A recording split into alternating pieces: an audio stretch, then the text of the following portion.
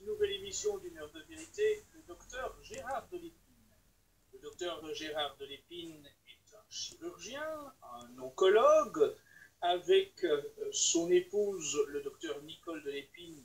Ils ont déjà publié de nombreux ouvrages sur la médecine, sur les vaccins, sur les scandales médicaux. Ils sont aussi les auteurs, ensemble ou séparément, de centaines d'articles. Ils sont régulièrement les invités de médias pour parler depuis plusieurs mois de la situation du Covid-19, du coronavirus. Le docteur Gérard de Lépine dénonce fréquemment les mensonges que l'on entend dans les médias du système sur le Covid-19. Et nous allons essayer d'y voir plus clair avec lui sur la situation en ce moment. Alors, docteur, on nous parle beaucoup d'une deuxième vague, et pourtant cette deuxième vague, on ne la voit toujours pas apparaître. Cette deuxième vague, elle semble surtout servir pour les médias de façon à créer un climat d'angoisse, un climat de stress permanent. Est-ce que vous pouvez nous en dire plus?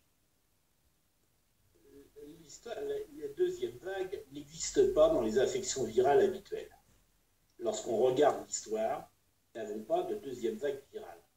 Il y a des infections virales qui récidivent chaque année, c'est des grippes saisonnières en est l'exemple typique, mais il n'y a pas dans les grippes une deuxième vague de grippe, c'est faux. La fameuse grippe espagnole, qui est toujours citée comme l'horrible tsunami qui va nous tuer, la deuxième vague de la grippe espagnole n'était pas une grippe. Il faut le dire. Il y a une première vague de virose, qui est une grippe, effectivement, et une deuxième vague, à peu près un an plus tard, d'infections bactériennes. Ce qui a tué autant de gens, ce sont les infections bactériennes pour des populations qui étaient très affamées, dénutries, et qui avaient été fragilisées par la vague de virose.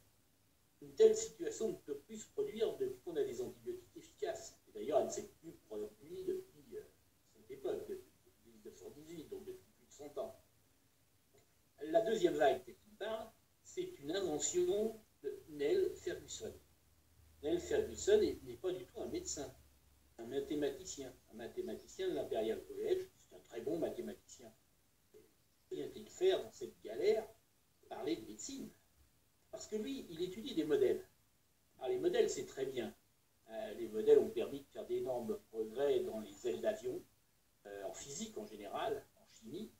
On modélise des réactions chimiques, on y arrive très bien. On modélise même des explosions nucléaires. Grâce à ça, on a plus des essais nucléaires, ce qui est quand même assez sympathique. Mais tout ça, c'est pour des lois physiques nues, des lois immuables. De temps en temps, il y a Einstein qui vient et on change un petit peu la virgule, mais en gros, pour des lois connues, physiques, qui se reproduisent. Or, en médecine, en biologie, dans les sciences du vivant, c'est complètement différent. Le vivant, il évolue. Or que le vivant obéit à des lois immuables est une connerie. Alors, comment expliquer que ce que vous nous expliquez ne soit pas plus défendu par quantité de médecins? On a l'impression qu'en fait, aujourd'hui, il y a le professeur Didier Raoult qui, comme vous, rappelle ce qui devrait être des évidences médicales, et puis on a l'impression que face à ces quelques médecins honnêtes, ces quelques professeurs honnêtes, il y a véritablement une armée de journalistes, de politiciens, mais aussi de prétendus experts qui tentent de nous affoler matin, midi et soir. Quelles sont les raisons de cette volonté de nous affoler? À chaque fois qu'on a un effet, il faut chercher la cause. Et la cause, elle est simple, c'est l'argent. Il faut bien comprendre que Gilead, en grande partie, et Sanofi, parce que Sanofi se cache, mais il est derrière, lui, Sanofi veut vendre des vaccins, Gilead veut vendre son remdesivir, puis AbbVie veut vendre aussi son produit. Bon. Il y a trois énormes mastodontes. Il faut savoir que Gilead, qui est sorti de rien, qui n'a pas inventé grand-chose, car la plupart de ses produits vedettes sont des produits qu'il a achetés. Il a acheté les startups. Et la plupart du temps, c'est toujours pareil. C'est le public qui paye la recherche recherche à l'université. Le chercheur trouve quelque chose, il brevette, il fait sa start-up, il est encouragé maintenant par l'université de faire des start-up. Après, il la vend en empochant quelques millions. Et puis celui qui l'achète, lui, il empoche quelques milliards. C'est comme ça que marche actuellement l'industrie du médicament. L'industrie du médicament, depuis 20 ans, depuis qu'elle est mondialisée, elle n'est plus dirigée par des médecins, elle n'est plus dirigée par des scientifiques, des chimistes, des chercheurs. Elle est uniquement dirigée par les financiers. Les financiers, c'est du court terme. On n'investit plus en recherche, c'est trop cher, c'est trop fatigant. On dépiste les startups qui démarrent et qui paraissent prometteuses et on les achète. Et en gros, on a 7, on appelle les majors, qui trustent à peu près 80% des ventes des médicaments dans les pays qui peuvent payer les médicaments. Et de ce fait, ils arrivent à avoir des flux financiers colossaux. Le revenu global de ce qu'on appelle le Big Pharma, en 2017, est équivalent à la moitié du budget annuel de la France. Il faut autant que la moitié de la France. C'est colossal. Pour donner un exemple, et les bénéfices sont absolument colossaux. Il y a, par exemple, vous avez un produit très célèbre qui lutte contre le virus de l'hépatite C. Ce médicament a été accepté par le gouvernement français, puisque les prix sont fixés par les gouvernements, à 40 000 € le traitement. Ce même traitement est vendu 1 000 $ en Égypte, 800 $ en Inde. Où passe cet argent? Comment se fait-il qu'on accepte de payer 40 000 €? J'oubliais, une étude américaine précise que le prix de revient de ce médicament est d'environ 100 $, le prix de fabrication. Un beau bénéfice. Vous vous rendez compte du fossé absolument colossal. Quand on réussit à faire 39 000 $ de bénéfices sur un médicament, on a de quoi acheter beaucoup de gens. Et bien sûr, on doit acheter.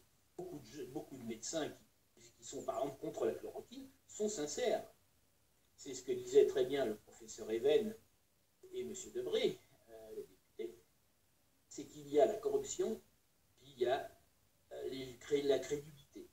Je pense que la crédibilité joue plus que la corruption dans cette affaire. Corrompus, ce sont nos experts. Vous avez une très belle brochette, hein. Vous regardez, par exemple, le comité scientifique.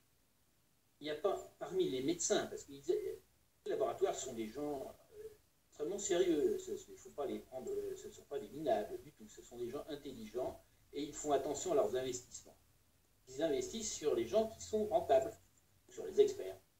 Il est complètement impensable. Docteur, ça correspond à ce que vient de dire le professeur Luc Montagnier qui disait même des scientifiques sont achetés. En l'occurrence, ces experts, on peut dire qu'ils roulent pour les laboratoires pharmaceutiques. Ce sont précisément des représentants de commerce des laboratoires pharmaceutiques. Jadis, quand je faisais mes études de médecine, un professeur qui travaillait dans le privé, un professeur d'université, qui travaillait dans le privé, il dérogeait. C'était la honte. Il était honni par tout le monde. Depuis le mélange du public et du privé, depuis les néoconservateurs, la théorie depuis les années 90, en gros, on dit que le public ne sert à rien, qu'il faut que seul le privé peut le sauver. La recette est simple. Le public investit et le privé ramasse les bénéfices. C'est ce qui se passe. Les professeurs qui sont experts intéressent énormément les laboratoires. Les laboratoires sont gentils, hein, ils s'intéressent à tous les médecins. Quand j'étais interne, ils m'ont offert des stylos, des congrès, beaucoup de choses. Quand je suis monté comme chef de clinique, on m'offrait des livres, congrès luxueux. Si j'avais marché dans la combine, j'aurais pu voir beaucoup plus. Cela, et c'est pas moi qui le dis, c'est dénoncé tous les gens honnêtes qui ont étudié le problème. Et j'invite certains à regarder les vidéos où je dénonce la corruption en médecine. C'est pas une histoire nouvelle. Ce qui est nouveau, c'est que le niveau de corruption est inimaginable. Il est tellement important qu'il peut acheter tout le monde. J'ai travaillé à une époque en Italie et j'ai connu un peu quelques dons de la mafia. Le plomb ou l'or. À un certain niveau, on vous demande de choisir, vous de l'or, sinon vous risquez d'avoir du plomb. On évite d'utiliser le plomb parce que ça laisse des traces quand il y a un mort, c'est pas très bien. Et j'ai appris ça de cette époque, de cette expérience enrichissante au point de vue humain, j'ai appris une chose. Quand on sait quelque chose, il ne faut jamais menacer quelqu'un de puissant. Il faut tout de suite publier ce qu'on sait. Ça ne vaut plus le coup de vous tuer après, parce que sinon ça renforcerait la découverte que vous avez faite et l'annonce que vous avez faite. C'est la raison pour laquelle on publie tout ce qu'on sait, tout de suite. D'accord, d'accord. Je n'ai pas peur de la mort, je suis vieux, donc je suis proche de toute manière. Pour les médecins, j'ai été profondément choqué. Vous avez raison dans ce que vous me dites. J'ai été profondément choqué par le faible nombre de médecins qui aient protesté. Qu'on ait eu en France l'interdiction de la chloroquine, interdiction de prescription. C'est une première mondiale. Personne au monde n'avait jamais fait ça. Les médecins, le fait d'un médecin, on fait 15 ans d'études, enfin j'étais chirurgien, donc j'ai fait 15 ans d'études, c'était pour avoir le droit de prescrire en mon âme et conscience ce que je crois être le meilleur pour le malade qui vient me voir. Dans le colloque singulier avec lui, je lui explique les avantages et les inconvénients. Qu'un politique qui n'a pas fait de médecine s'arroge le droit de dire « n'a pas le droit », c'est invraisemblable. C'est vraiment une entorse majeure à toutes les règles sociétales de la médecine. Qu'il y ait si peu de médecins qui aient dénoncé, moi, me fait mal au cœur. Mais ne leur jette pas la pierre. Pour voir dans quelles conditions, moi je suis à la retraite. Je ne fais plus partie du Conseil de l'ordre, j'ai démissionné de l'ordre. Dès que j'ai pris ma retraite, j'ai démissionné parce que je ne voulais plus donner de l'argent à cet organisme mafieux. C'est donc clair. Parce qu'il a des comportements. Jadis, au Conseil de l'ordre, les gens étaient tout à fait bénévoles. Ils ne touchaient rien aux conseillers. Ils n'avaient aucun avantage en nature. Actuellement, il suffit de regarder le rapport de la Cour des comptes et vous vous rendez compte que la situation a énormément changé. Et ces gens vivent bien grâce à l'ordre. Ils savent qu'ils sont fragiles. Leurs amis, leur famille, et de ce fait, le gouvernement possède un pouvoir considérable sur eux, parce qu'on peut sortir le dossier s'ils sont pas sages. Ils obéissent comme des petits chiens, alors que le rôle du Conseil de l'ordre a été de dire qu'il est inadmissible en termes déontologiques, puisqu'il doit veiller à la déontologie. Il est admissible qu'un non-médecin se mêle de dire aux médecins ce qu'ils doivent donner. À la limite, que le gouvernement ne soit pas d'accord. Votre ouvrage « Soigner ou obéir », ce titre est particulièrement d'actualité, somme toute. Totalement. Nous nous retrouvons dans une situation où le corps médical, finalement, dans sa majorité, choisit d'obéir. Dans sa grande majorité. Choisit d'obéir, même actuellement.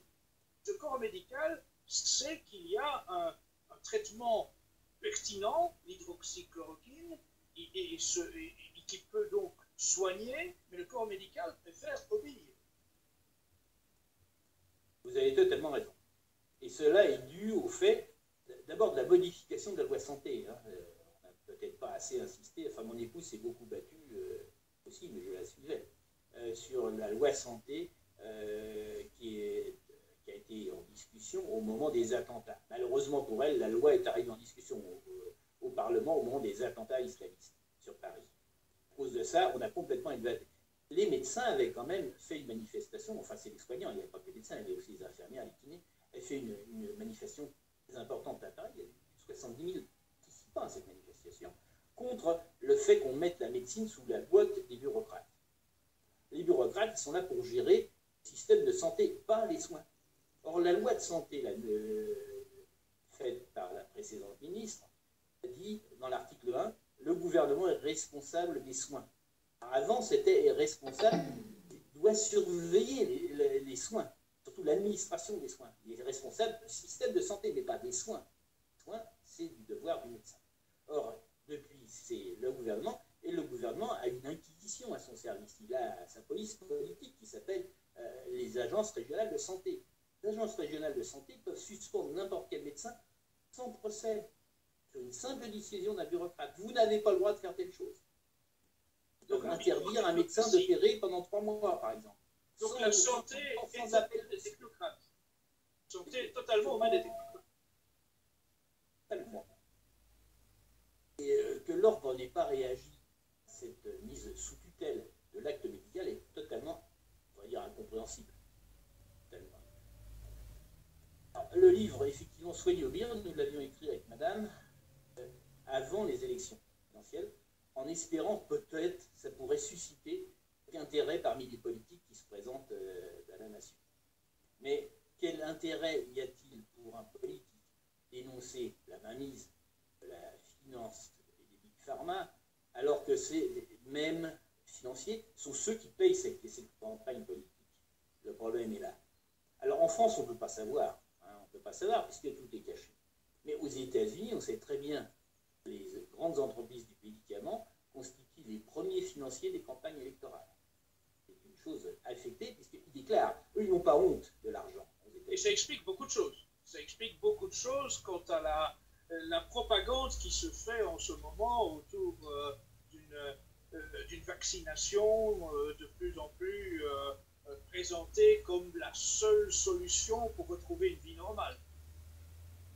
C'est le but de l'enfermement qu'on nous a fait subir, de l'astreinte à domicile. Et c'est ça qu'on a fait subir au peuple français innocent, on l'a astreint à domicile. C'est théoriquement une mesure quand même judiciaire lourde. Et dans le pays qui se prétend être le champion des libertés, c'est totalement insupportable.